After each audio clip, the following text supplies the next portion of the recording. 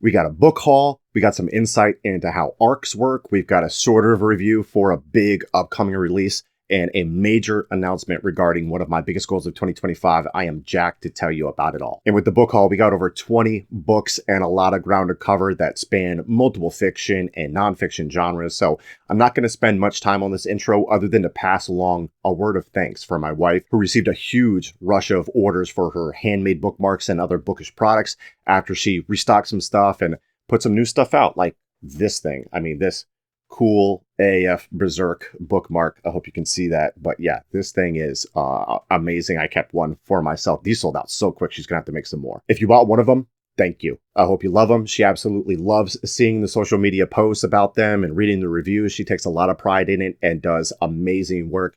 And it's great to see all that validated by all the love that she's gotten from the community. So again, thank you. So I said I was going to keep this brief, and for once, I think I accomplished that. So let me know any books that you've received or bought recently that you're excited about. And let's start this off with a concept well known to book influencers, but might not be as well known to regular book readers. These are arcs. How do you get them? What purpose do they serve?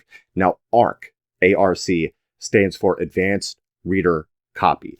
These are books that haven't been released yet. They're not the final version of the book that will be published. A lot of them say like uncorrected proof on the cover. For instance, let's take a look at this copy of The Devils by Joe Abercrombie, which releases in May. As you may know already, I'm a massive Joe Abercrombie fan. The entire First Law world is 10 books.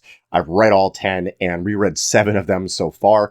And this book is set in an all-new world with all new characters. It's probably his most fun book to date. He really leans into the comedy side of things, but it still has his trademark grimdark flair. It still has his elite character work with morally gray characters. It has profound moments still. So all of the usual stuff that marks an Abercrombie book is here.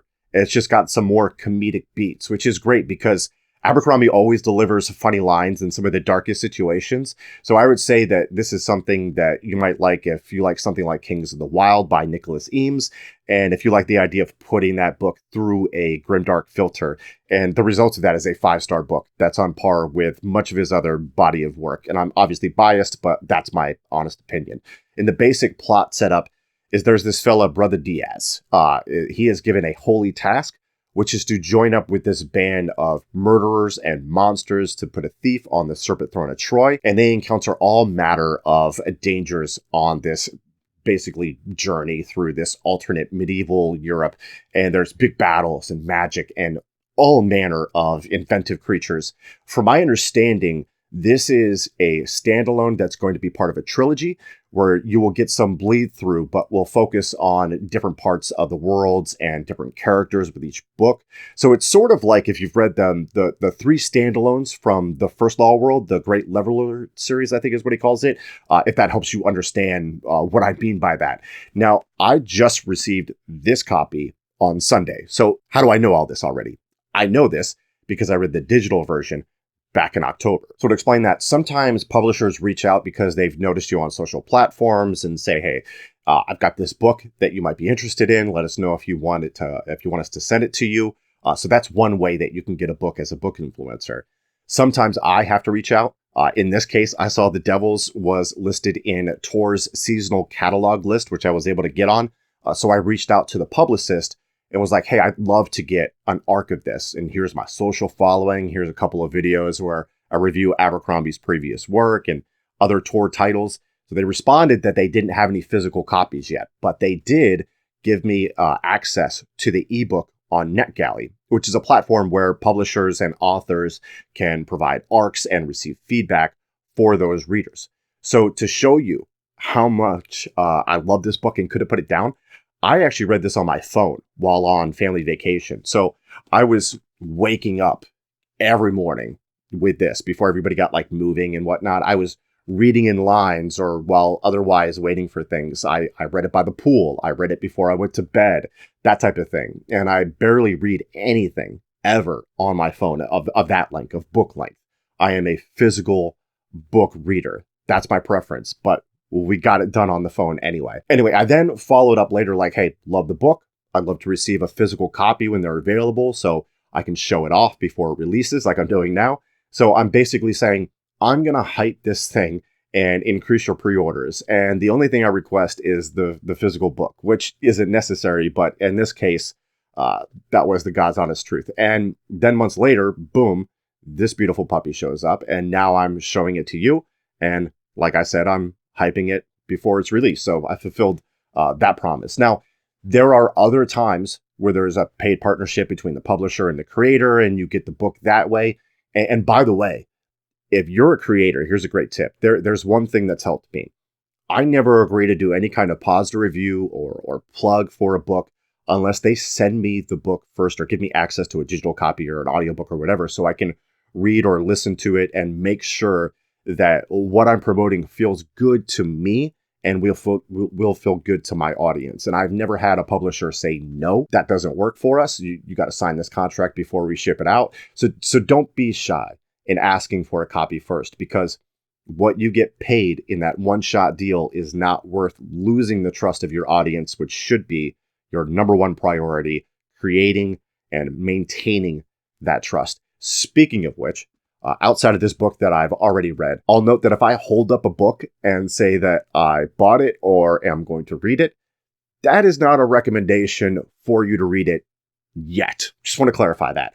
I do my best to vet the books I bring into my wonderful personal library. I just did a book tour or room tour, personal library tour of that recently, if you want to check that out. But sometimes things don't hit the way you thought they would, no matter the amount of research that you do on them. So keep that in mind for the following set of books. That's an important disclaimer. Now, the vast majority of these books were gifted to me by the community or sent by publishers. So I'm happy to say that I didn't spend much at all to make this stack happen. And let's start with the two that I purchased with my own bread. I said in previous videos that I'm gearing up to go on a French history binge. And among like the other subjects I want to learn about more from all around the world, one of them is also Russian and Soviet history. For example, I'm going to be reading Catherine the Great by Robert K. Massey this month. Anyway, these tie in with that. So I've got Russia Against Napoleon, the true story of the campaigns of war and peace by Dominic Lieven. I'm sure I butchered that last name. I am sorry, Dominic. And then we have Moscow, 1812. Moscow. Yeah, Moscow. Is that right? Why have I never questioned the pronunciation on that? Anyway, Napoleon's Fatal March by Adam Zamoyski. So I think the first one here has a touch wider scope than the second one. If you've read these, I could use some help there. And either way, we'll find out. But this is something that I like to do. I typically like to do a general sweeping history, and then I might like take the most interesting subject from that and dial in, or I'll work through it somewhat chronologically. I may even do a biography first with something like Napoleon by Andrew Roberts, and then I have these available if I want to go even more in depth with the coverage on this topic. I've actually got a ton of options to go with for this subject on both sides. So now I'm quite pleased with the flexibility that I have in choosing how I want to attack it. Anyway, if you have more recs like this, I would love to hear them. But these are the two that I bought and the reasons that I bought them. And I hope they rock. This next stack is special because it sets me up to talk about my major announcement. So if you've been watching, you may know that my premium community is held on Bindery, which is like a bookish Patreon, but they do more than that. If you're a tastemaker with them, after you've demonstrated that you have a healthy and a thriving community capable of supporting a big endeavor, you have the potential to establish your own imprint, meaning Bindery is the publisher, and then you have your own publishing imprint under that umbrella. One example is like Penguin Random House has the imprint Penguin Classics. So this box is the spring releases from Bindery, which consists of 4 different imprints. So 4 different creators and their communities made these happen. For instance, Crueler Mercies is published by Zoran's imprint Fantasy and Friends. I even got a sweet PR box that is way over there. Here's the PR box that I had across the room. It's nice too. It's got an Ava Reid pull quote there, a little blurb, promotional thing there. Little trinket in here. Another copy of the book. I haven't undone this yet, so I hope it doesn't shine. There we go. And a map for the world of the book. I mean, this box is awesome. And Bindery does all that, which is amazing. Now, there's also a Monsters and Mainframes, which is from Easy Cat's community, Easy Cat Press. And like the same thing for like the unmapping. and Black Salt Queen. And Bindery puts in the freaking work on these things, man. It's so cool seeing something like In the Sky Bled or House of Frank in major bookstores and also indie bookstores. They really do help these new authors launch their careers in a big way. And that can be life-changing for them, which is why I'm so excited to announce that on Tuesday, we went public with the news that Kissed Reads is now an imprint of Bindery, meaning I'll be publishing a book in the future, hopefully multiple books. And I'll be pouring through manuscripts, working with Bindery on landing the book and author that I want to acquire. I'll be working with everybody on the design and marketing and everything that goes into that. And the other cool part of it is my premium community on Bindery, which I mentioned, gets to be a part of that whole process. The benefits are listed on the site. They get to see how the sausage is made and provide input at various markers in the process. They get to read samples. They get arcs, which we talked about earlier. And some of them will even have their names in the back of the book. So I'm excited to do that because, I mean, without this, the community that I have over there on Bindery and on the Sickos Discord, this wouldn't be happening. I mean, literally, I am deferring half of my subscriptions revenue to put towards the resources needed to make whatever book I land a success. So yeah, that's the Bindery books that I received and my big news. If you want to be a part of that process, there is a link in my bio or in the description that will take you there, and it would be massively appreciated. Plus, you get to come out in the Discord with us where we have some truly incredible discussions and people. Also, a quick note, if you're an author seeing this, on the Bindery page, you're going to see the announcement for it. There's a link in there. So if you're agented, there's a link for inquiries. Please only use that. That's the only way to get it seen by somebody before it gets to me. And if you're an indie author, keep an eye out for pitch fests hosted by Bindery. So follow them on social. Same case here, just sending them directly to me does not work or increase your chances of being seen. Thank you for respecting those boundaries and in the process. I really look forward to this. The following stacks are books that were gifted to me. I feel like a high school football coach with this one, but I really do love it, even if some people take it a little too seriously. And I own a few versions of The Art of War, but my wife happened across this, and I loved the embroidered cover, which I don't have anything like that. It's so cool and unique. She picked it up for me, so thank you, honey. This next stack is from Todd, who is part of the Sickos community. We've got The Republic of Suffering, Death and the First American Civil War by Drew Gilpin Faust. Eyes on the Prize, America's Civil Rights Years, 1954 to 1965 by Juan Williams. I love that he knows that I've been on a Western kick lately with stuff like Lonesome Dove, True Grit, and Red Dead Redemption 2, because he also sent me a Wild West history of frontier Colorado, pioneers, gunslingers, and cattle kings on the Eastern Plain by Jolie Anderson Gallagher. And I've been really intrigued by this one. It's been recommended to me a lot. I think it's going to be right up my alley. And it's the year of the thick boy, so hey, what if I finally got into 11/22/63 by Stephen King? If you've read this, I would love to know your thoughts on it because I'm very, very tempted by it. Todd, thank you for those. Thank you for being a sicko. I appreciate you, brother. And one more gifted from the community, Llama, also sent me The Justice of Kings by Richard Swan. Apparently, I have been sleeping on Swan in this series, so I appreciate you, Llama. And then I think I'll keep this in the gifted section since it's not technically from a publisher. This is a box from Aardvark Book Club, which is a monthly book subscription box where you get up to 3 hardcover books a month. And no, they didn't pay me to say that, but they did acquiesce to my request to include this first book, which is The Buffalo Hunter by Stephen Graham Jones. This just released on Tuesday. The Sickos Discord seems pretty hyped for this. I included it in the book club choices because we're doing, instead of fantasy sickos, we're kind of mixing it up this month or for April with the fiction sickos. And right now, this has a huge lead in the vote. So I'm probably going to be getting to this very, very soon. They also sent me Death of the Author by Nydia Okorafor and Lev Grossman's The Bright Sword. I have an arc for this, so I may give this hardcover away to the sickos soon. So those are 3 great titles that I'm really excited about. And shout out to Aardvark Book Club. Let's rock some publisher mail. I mentioned Lonesome Dove not too long ago, and now I finally own all 4 books in that series, as Simon & Schuster sent me Comanche Moon. So I'll be revisiting that universe sooner than later because Lonesome Dove was a 6-star read for me. Just incredible. Can't believe it took me so long to get to it, but I'm thankful that I did.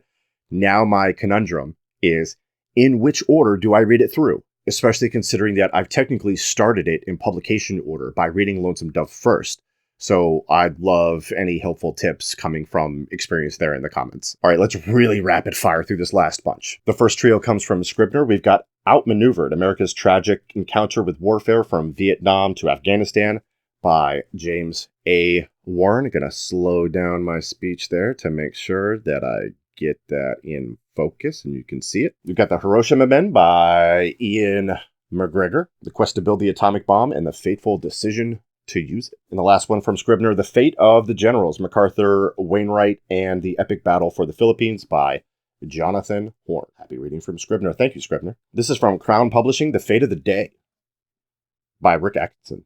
The War for America, Fort Ticonderoga, not even going to try that again, to Charleston, 1777 to 1780. So this is volume 2 in the Revolution trilogy. I've already got volume 1 on the shelf. So when I really want to get into some American history, which this period is kind of a weak point for me, I'll probably try this trilogy. I was also sent What is My Legacy, with one of the authors being Martin Luther King III, realizing a new dream of connection, love, and fulfillment. So thank you, Martin. Oh, this is also from Crown. How about that? Let Only Red Flowers Bloom. It's another nonfiction book from Emily Feng. And then finally, a historical fiction, Abduction of a Slave, which is like Cleopatra type vibe to it. Shout out to Head of Zeus for sending this to me. That's all the books I got to show you. I got more on the way because I needed to order the book for the History Sickos April read, which is probably going to be The Achilles Trap by Steve Cole. I love Ghost Wars, so I'm really excited for that, but that vote's still somewhat close, I think, at the time of this recording. If you want in on that vote, go to Bindery. If you want in on the publishing process that we got going on, check out my Bindery in the description, in the link. Either way, just watching this video, being here, and especially being here, hearing me ramble for this entire thing is a form of support that I greatly appreciate. And as always, I'll see you on the next one.